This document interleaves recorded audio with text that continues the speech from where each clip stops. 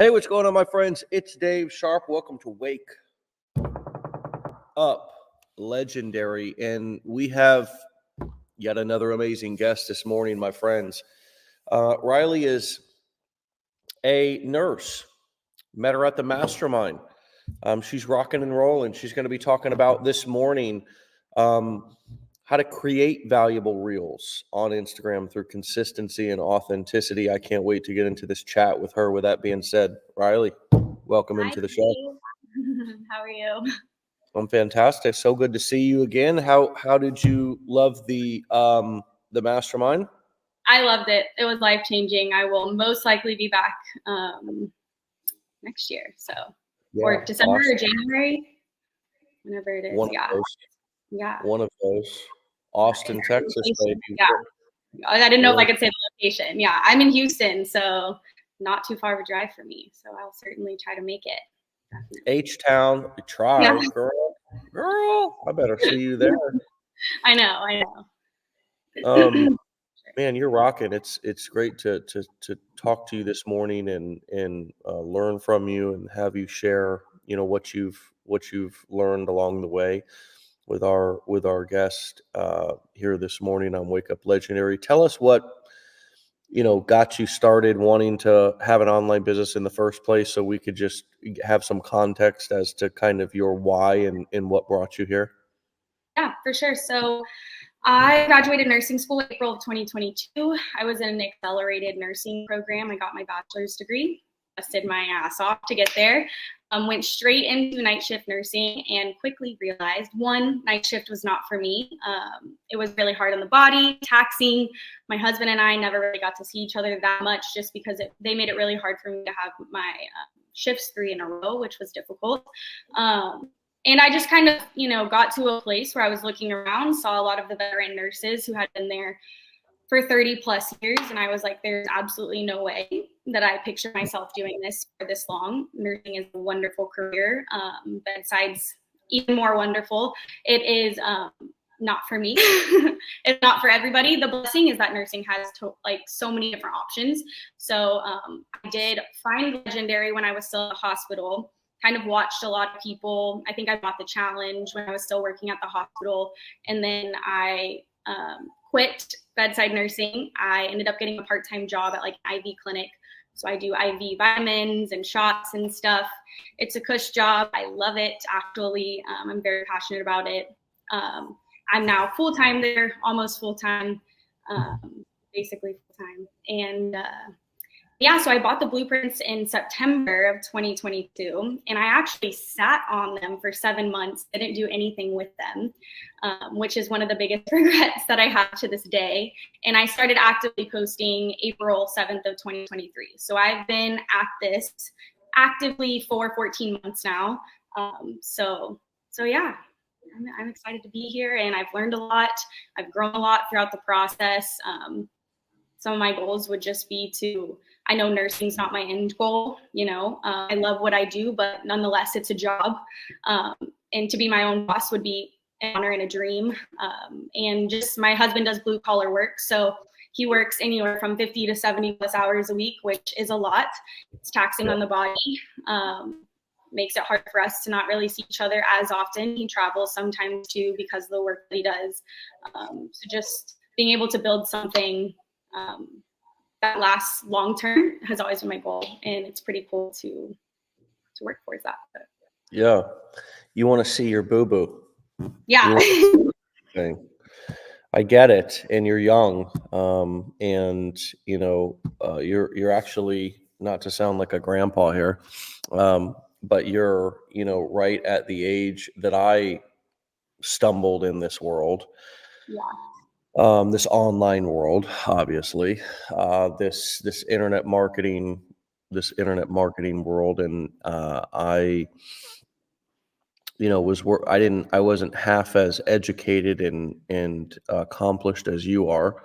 But I was working construction with my father, and just kind of realized, hey man, it's hot out here, It's hot in Florida, This is hard work.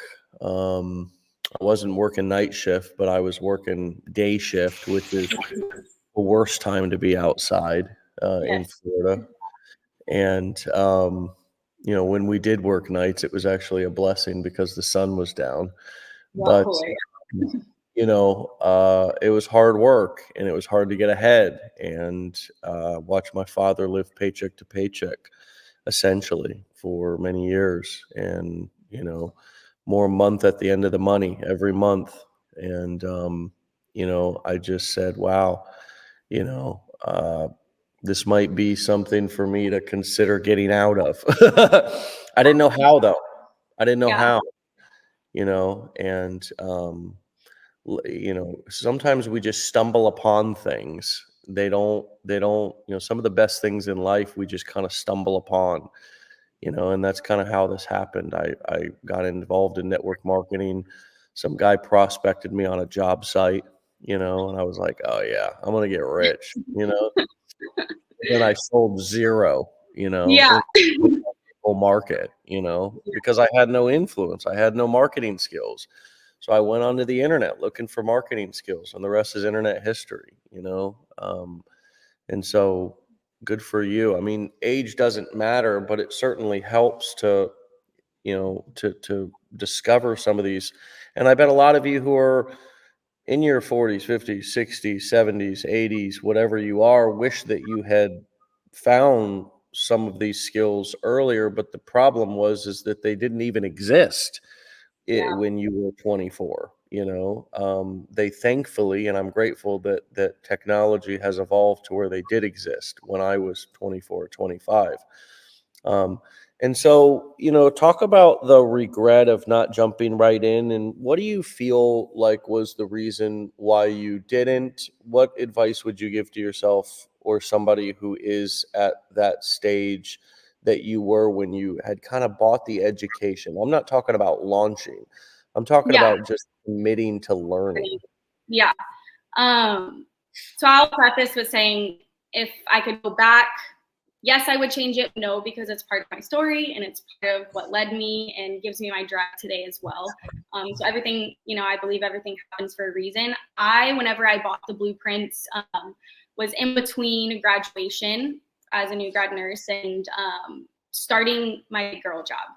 So part of the reason why I did not start was I was full-fledged learning how to be a nurse, getting adjusted to night shift. And I think that was a big reason why I didn't learn so much or why I didn't jump in and try to educate myself more and more. Part of me was kind of like just exhausted. Part of me was making up excuses. Another part of me was like, well, I just started as a nurse. What is my family going to think if I'm like, surprise, I want to quit my job that I just worked so hard to get, what are my friends going to say? A lot of it was fear. A lot of it was, nursing school is different for everybody. Some people are really great with managing stress. I'm one of those people that I get anxious. I have to study a lot harder, and nursing school really made my cortisol levels like through the roof. So I came out of it and I was just constantly stressed all the time, which caused me to be tired all the time and all this stuff. So it's just like a whole thing of me learning how to manage my stress better, how to set boundaries with my time, how to get back. I've always worked out my entire life. When I got, into night shift, I was like so discombobulated. I pretty much didn't really work out like I used to. And I think it was just a whole mosh posh of like me trying to get my shit together, basically. But if I could tell people, learning, it's scary. It's a lot, overwhelming at first. It can feel like, but just do a little bit each day. I feel like people come into this and they think they have to like drop everything fun that they do in their life and just like stay up late and be up at 3 a.m. And like for some people, that's what they did. That's great. I need sleep. I'm one of those people. I need to be in bed by 10 o'clock at the latest. And, I need 8 to 10 hours of sleep. I'm not one of those that's going to get up at 3 a.m. to grind. But you know what? I have an hour or two here or there. And if that's when I'm going to, watch Wake Up Legendary podcast, or if that's when I'm going to, jump on and watch this module of the blueprints, and or maybe I'm going to open up my funnel and mess with that a little bit during this hour today, then that's progress. And it looks different for everybody. Some people have the time, and some people want to learn so much that they get in there like, I want all of this information. I feel like that's kind of how I was when I took the challenge. And then I bought the blueprints, and then it kind of just was like nothing. And then I kind of realized, wow, this is going to take, more work than I had expected. And I just wasn't ready to face that yet. I wasn't ready to have that hard conversation with myself. And once, I think one day I just woke up, and my husband actually kept asking me like, hey, are you going to do anything with that, that online thing you bought? Because it'd be like a month would go by, 2 months would go by, and I would actually get like mad at him, like, quit stressing me out. Like, I haven't done anything with it, but he would keep kind of dropping that seed. And I think one day I was like, fine, I will do it. Like, let me do it. And so then I just like binge watched as much as I could. And then I actually ended up doing like my ebook and my funnel and doing all that before that I launched. You don't have to do that. I think it's important that as you're launching, you're kind of working on those things. Honestly, I wish that I wouldn't have even worried about my funnel, my emails, having an offer until I didn't have an audience. Because I feel like it does make you, as somebody who's new to this, you feel like the only way you can sell, like you just come off more pushy and icky, and like you don't really know how to create an audience. So I feel like content creation, learning how to build an audience that trusts you, learning how to make content that is made for your account to grow without having an offer is better, actually. So if I had a recommendation, I wish that I would have done that before I honestly did everything else. Because once you master that, you really can learn how to speak to somebody through email marketing, through DMs and stuff like that. Because if you don't have that packed down, then it doesn't match. And you see people go through your funnel, or they see your DMs, and you're just like, what is this? This is icky. And people don't like that. So Yeah, no doubt. And, I agree. If somebody is procrastinating by, spending days or weeks or even months setting things up, I absolutely think that creating content first and building an audience is the way to go. As a matter of fact, it's been a recommendation that I've had for quite a few people recently. Um, you know, Ultimately, building a funnel and kind of getting those initial pieces set up should be a very quick process. It should it really not. didn't take that long, Yeah, actually. it's never. Especially it's click by click, so Yeah, that's like a day, two maybe. yeah, So it's never take. I'm also going by my own context of messing with. When I came online, there was a little WordPress plugin that we use called Optimize Press. That I think it still exists. It's still a viable option. You just have to set up a WordPress blog and then upload this plugin, and then all the software takes learning to learn how to navigate it, but it it's never taken me personally weeks or months to set up a funnel. I think for yeah, people who come in and spend weeks and months tweaking systems, there's an element of procrastination there. There's an element of fear for that sure. you don't feel qualified to be able to create content in whatever your niche is that you're choosing to go into. And people use the setup as a way to procrastinate, and it's not conscious. I don't think it's not like I'm trying to procrastinate, but it's like kind of like what I did at the beginning. I ordered business cards, and I remember going on to Vistaprint and ordering a mouse pad with my domain name on it, as if that's going to make a difference to any Yeah, of my actual online marketing content. yeah, You know, and so you know, setting up a funnel or setting up anything that is the initial tech that you need, both the funnel and even emails. Just getting an initial ugly that's one of the reasons why we say ugly sells, is because we don't want people sitting around Simple. to design it and make it pretty. Yeah. But if you're listening to this and you're saying, hey, that's me, I'm procrastinating on my systems and I've yet to create any marketing content, I agree with your kind of what you would do differently. Why don't you just set the funnels down for 30 days? Set all the back end, the tech down for 30 days and go focus on building an audience and creating amazing content. And if you deliver enough valuable content, that way your focus is strictly and solely only creating content, only creating value and learning how to create value. How do you create value? Well, you teach things. You teach things, as we call it in the blueprints, edutainment. You educate people in hopefully an entertaining way. And entertaining could mean that you're just drawing it you're using a whiteboard, or you have a prop, or you're just have a certain pep in your step, or it's your own personality that you're mixing into the little things that you do. Throw your damn hat, whatever it is, you can kind of add a little bit of personal touch into your education. Yeah. That's what delivering value is. And I think learning how to deliver value is the most important thing, because Hardest thing. also in learning how to deliver value and create content, you're learning how to figure out who you're speaking to and to be consistent with delivering content to them and creating desire in them. Because if you do that consistently for 30 days and people are anticipating your content, they will also be much more open to an offer when you finally do make an offer to them. What Yeah. comes up for you around this? What would you add?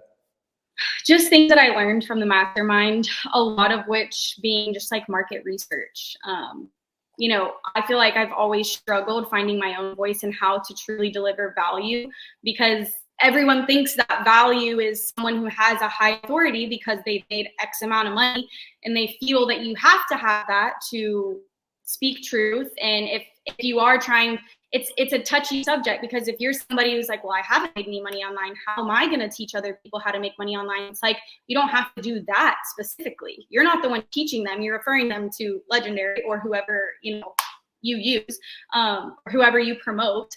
But also it's more so for me, I had no idea what affiliate marketing was, or what digital marketing was, or what digital products was. So why would I make my account all about affiliate marketing? Forbes said affiliate marketing is the top highest paying job, or whatever that post that goes all around. And it's like, if I was brand new, I wouldn't care. I don't know what that is. What does that have anything to do with me? But I do know when I say something, hey, if you're in your 20s to 30s and you have that deep gut feeling that you're just designed for more and you feel stuck, yeah, that's speaking to me. That's exactly how I felt. Let me read this caption. And then I've been finding a way to connect my caption back to my business, or how I learned these skills, or how I'm getting unstuck in this stuck feeling of life, in this stage of my life. And that's something that my reels, since the mastermind, I left with these tangible things that I could actually do to my content that day. And I started doing that, and I'm seeing great results in my content. I don't mean results any way in shape or form money related. I see results in how I'm showing up, my confidence. I'm seeing results in, my analytics and comments and DMs and what I wasn't seeing before. And truthfully, a lot of that has to do with providing value and actually doing the research. And that was one of the biggest things. Use Google, Google stuff. Google what your target audience is looking for.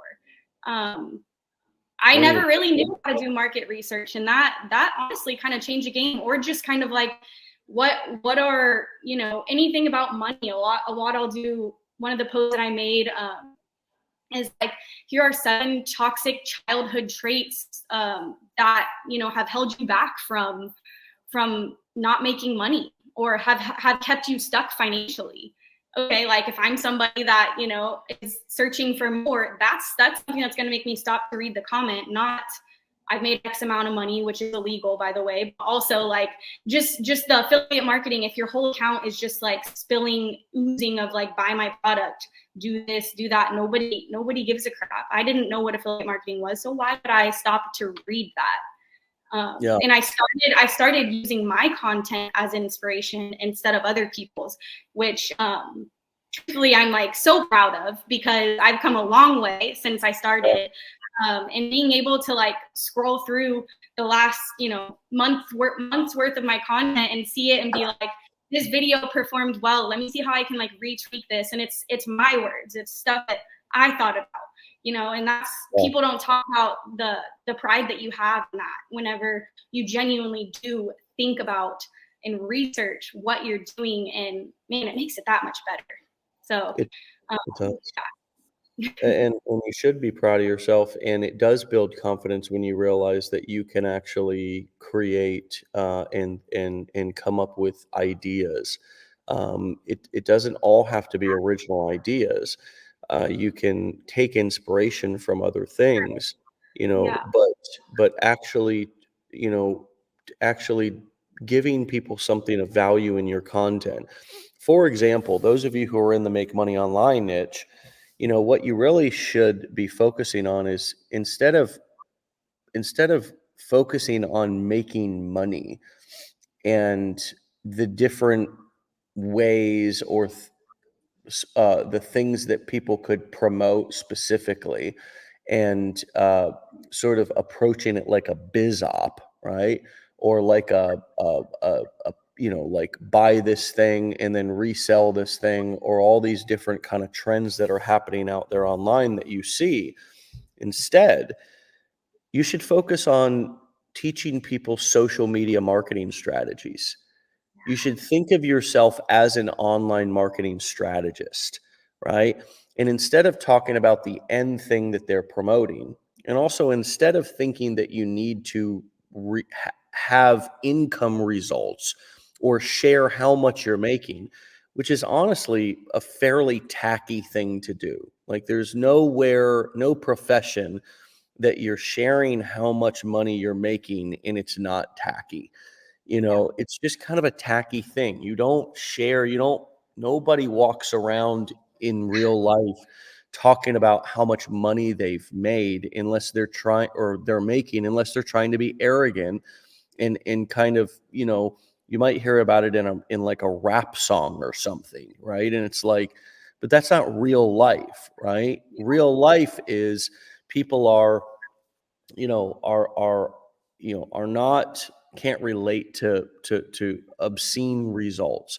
So instead, what you do is you become a teacher, and you teach people how to go from being the hunter to the hunted.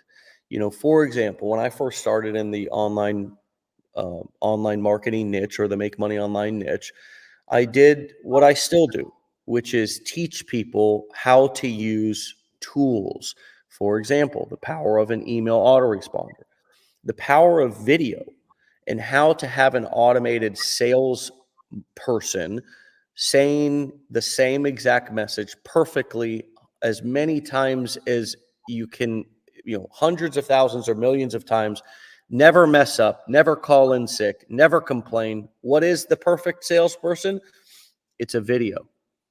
It's a video that you record one time and that gets 200 views, 2,000 views, 200,000 views, 2 million views. And if you're not using video in your business, in anything that you're promoting, in any industry, then you're missing out on exposure. If for years people paid hundreds of thousands, millions of dollars for commercials people still do on the TV, and to reach a type of audience, or the size of an audience that you could reach if a video goes viral, and that costs you nothing, right? Another example would be, if if you want to make money online, any business, I'm going to teach you how to make money online, but I'm also going to teach you a principle that no matter what business you should go in, you're going to go into, you should be doing this to maximize profit. That's collecting email addresses. Why would you want to collect email addresses? Well, because email is still the number one place that people go to do business, not social, business. And they come onto social media to scroll and look at what people are posting and eating and what dogs they got and who they're dating. They go to their email inbox to do business. That's why you still have to give your email address to all companies that you want to sign up for their service.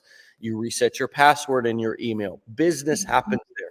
And people still open and will always open their email as one of the first things they do every single day online. And so you want to be in people's inbox every single day, right? And so if you want to learn how to build a business, generate leads, and market products online, whether you created them or not, hit the follow button for more videos just like this. Oh yeah. That was one of the biggest things I learned from the mastermind.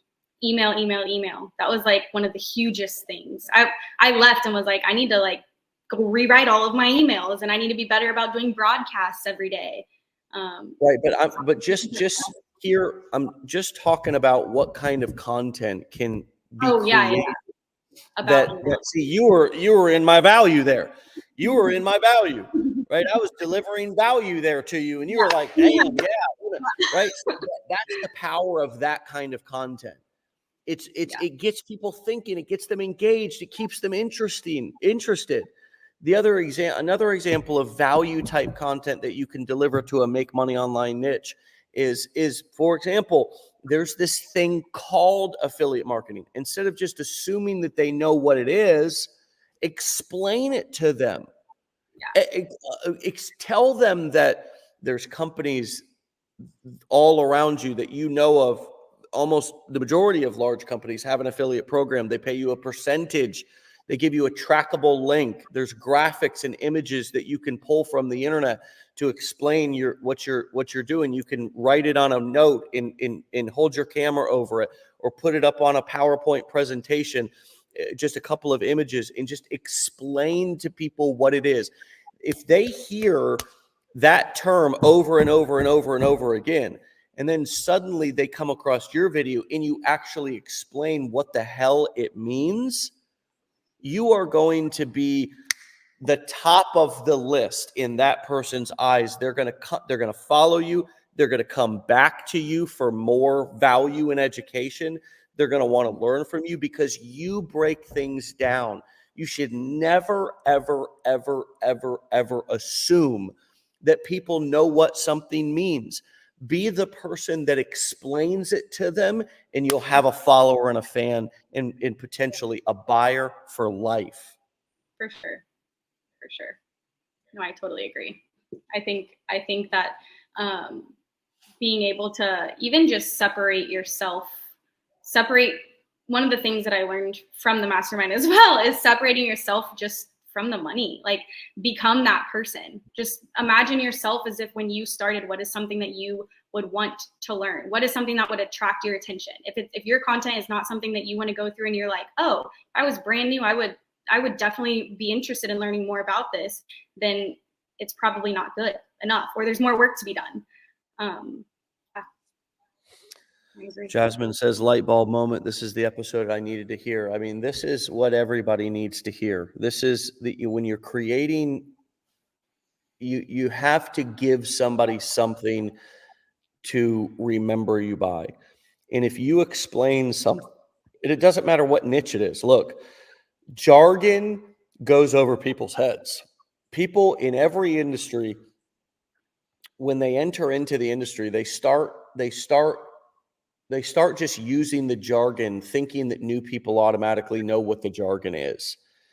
And your brand new person is always going to be your number one buyer. They're going to be the person who's going to buy from you because those are the people who want to learn and need to learn. If they already have a experience in the topic, they're not going to be as likely to buy something, right? Yeah. Because they're already going to feel like they know what they need to know. So your buyers are primarily going to be people who are in the contemplation stage or are brand new, trying to get started with it. And so if you can be the person who breaks things down and explains things to people, you will be the memorable leader, mentor that they will always want to follow, because most people are not taking the time to slow things down for those people in the contemplation stage and and really explain things to people. Okay. And so slow your content down, slow your, go back and realize that if you're going into a niche and you have some information about that niche, you probably have a lot more information and value than you think you do. People who have gone through, for example, our 5-day challenge, or for if you own our blueprints and you've gone through that education, you know more about, affiliate marketing, digital courses, coaching, and doing events, like selling information online. You know more about that than 99% of people in this world. And so explain the basic, simple things to people and teach them what they mean and teach them what they are and give them visual examples, and you will see your content skyrocket. Um, let's talk about you creating content. What's been one of the things, if I'm not mistaken, you have over 500,000 people following on Facebook, Yes. if I'm correct, Yeah. and a few thousand on Instagram. What's your, what have you learned about content creation, and what would you go back and teach yourself if you could go back and give yourself some advice from the beginning? Give us a few nuggets here, and you can speak differently about the platforms if that's, if that's necessary. What's different on Facebook, or what's different about Instagram for you? For sure. So I've had over 500,000 followers on Facebook for a little bit. I had a reel that was just one of those reels that I was trying so hard to go viral, and it went viral and it worked and I got a lot of followers, but it did not do diddly squat really for me other than getting people viewing content, which I'm thankful for. But if I could do it over again, I wouldn't have posted that reel just trying so hard to go viral. And I really want to tell people too that virality means nothing without conversion. If you cannot relate to people, there's literally no point to it. Zero. Because I mean, there's so many people out there that are making so much money and they have such a small following, and that's because their content genuinely relates to people. So stop looking at the following account. That's one thing that I've been doing. Yeah, I mean, I feel like every platform is different. I used to post on TikTok. I kind of stopped doing that because I noticed Instagram, there's proven stats that Instagram converts better. And I think it's genuinely because it has kind of everything, a mixture of what TikTok and Facebook has. It has the community aspect. You can be personable through stories, through highlights if people come to your page and they're new. And you can still do stagnant posts, which is just introducing yourself, or you just want to post a picture, you can do that. And you can do reels that have a potential to go viral. So Instagram, I think it's a beast, and it's hard, and it's definitely been the hardest account that I've had to grow. And I'm still, chucking along, trying. Now, Facebook, I feel like Facebook's kind of a shot in the dark. I haven't really mastered it, even though I have that much of a following. It was just from one reel. Even if you go look at some of my views, I'm really not as proud of my Facebook as I am my Instagram, because I worked so hard on Instagram to just change the way my content is. One of the things that I learned that I did want to share from the mastermind, I think it was actually Sean that shared this, was when you go to post one of your reels, on the bottom, there's an option that if it says, you can check it off, and it says recommend to Facebook. A lot of people knew this. I did not. Don't know how I didn't. I guess I was living under a rock. But it actually, so if you're ever scrolling through Facebook reels, if you ever find a reel and you're like, oh, this is funny, and you want to click on the comments, and it might say view reel on Instagram. Basically what it does is it's not connected to your Facebook at all. It recommends it to Facebook. So it will end up your Instagram reel will end up popping up while people are scrolling on reels on Facebook. Which when I turned that on, my views have skyrocketed. way more than what it was before the mastermind. So just implementing that alone, and it will, in my analytics, it will show that most of those views right now that I'm having are coming from Facebook. And I had asked, but like, is that something I should be concerned about, sort of thing? 'Cause like Instagram, I'm not getting a whole lot more than I was before, but I'm still gaining followers. I think I was at like 2,168 at the mastermind, and now I'm at like 2,200 something, 2,226 or something like that. So I'm getting somewhere, and I'm seeing more growth than I had prior. I was kind of at a stagnant. So just implementing that goes to show that like my content is viewable and people like it, whether it's on Instagram or it's on Facebook, whether it's recommended. Yeah, I definitely, that's just like a tangible thing I feel like people should kind of add. But yeah, like I said earlier, I've just been trying to implement changing my captions a lot. That was one thing that I learned, make sure I'm relating to people, make sure I'm a good call to action, make sure I'm delivering value that people are looking for. A lot of that value, I feel like it's hard for even someone who hasn't, either seen a lot of success or been here long enough. It's like, where do I find all that value? The blueprints.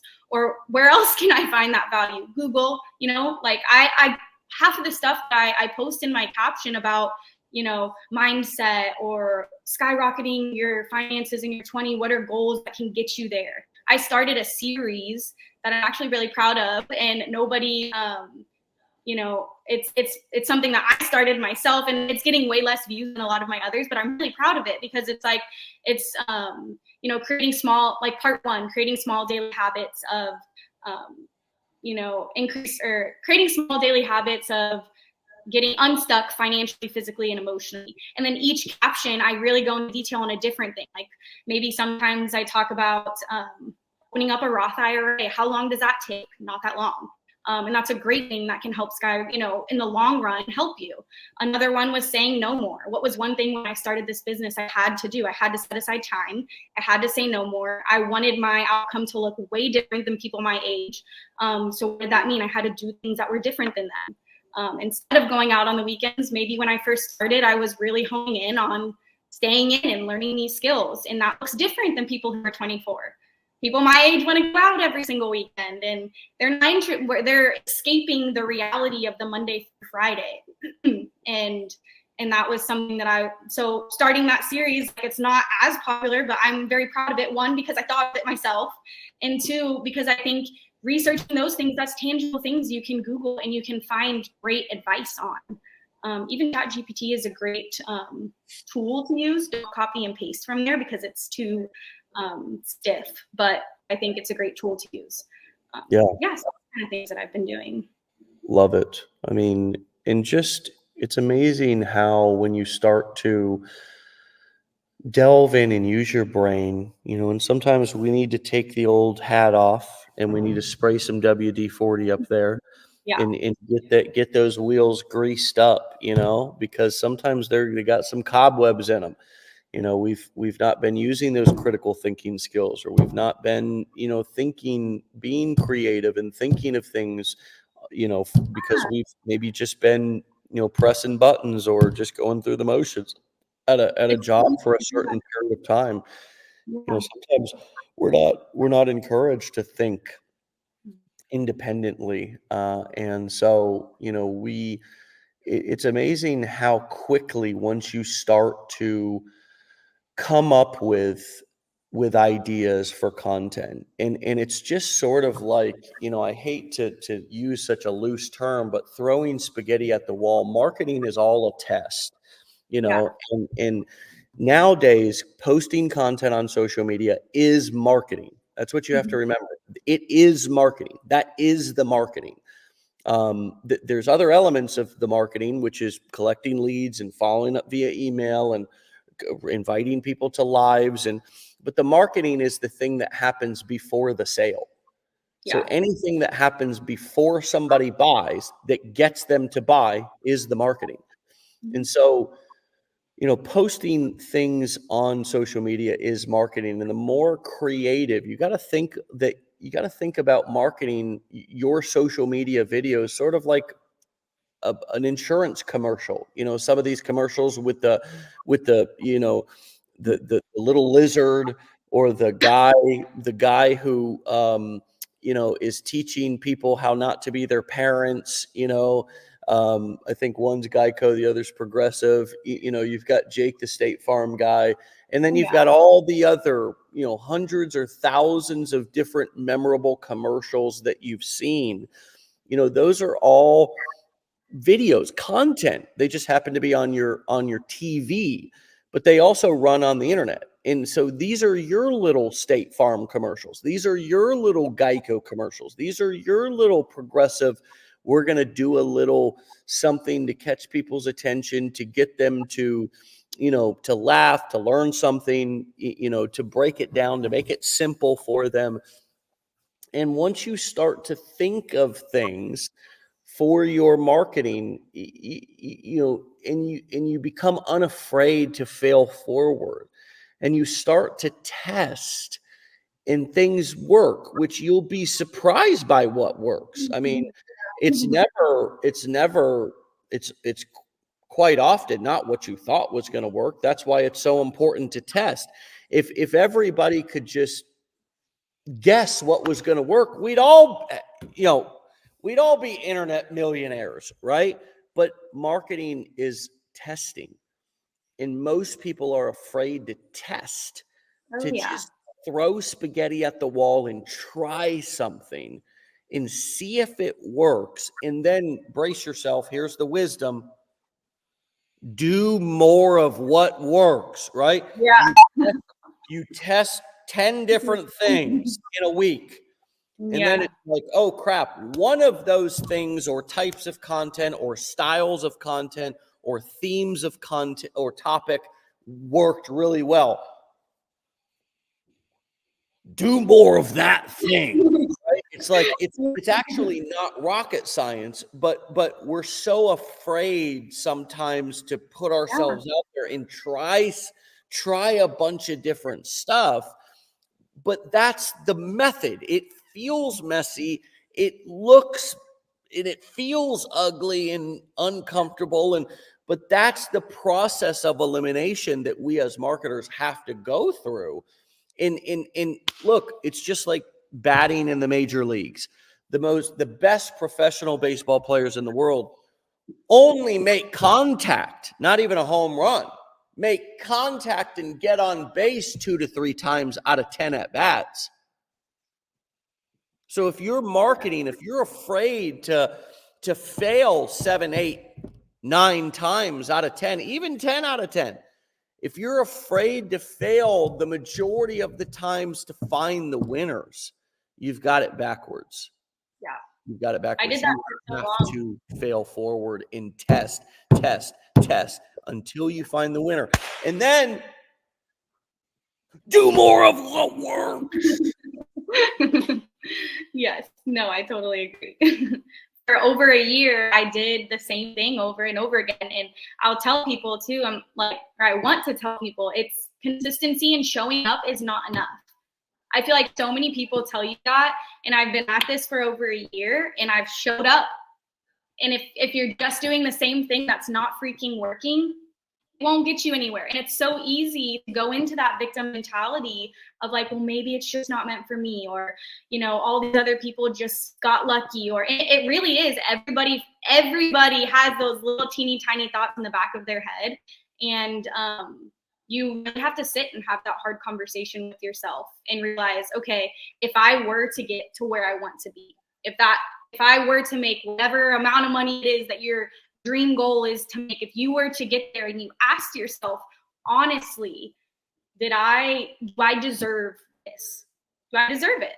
And if the answer deep down is no, because you didn't bust your butt or you didn't try different things and you just knew that you showed up and did the same thing over and over again, hoping for a result, then there's more work to be done.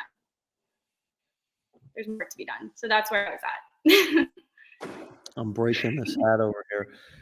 Riley, you're an inspiration and a just a breath of fresh air here to listen to, and your attitude and your approach to all this stuff, your willingness to want to do things right, but also the hunger to succeed is very refreshing.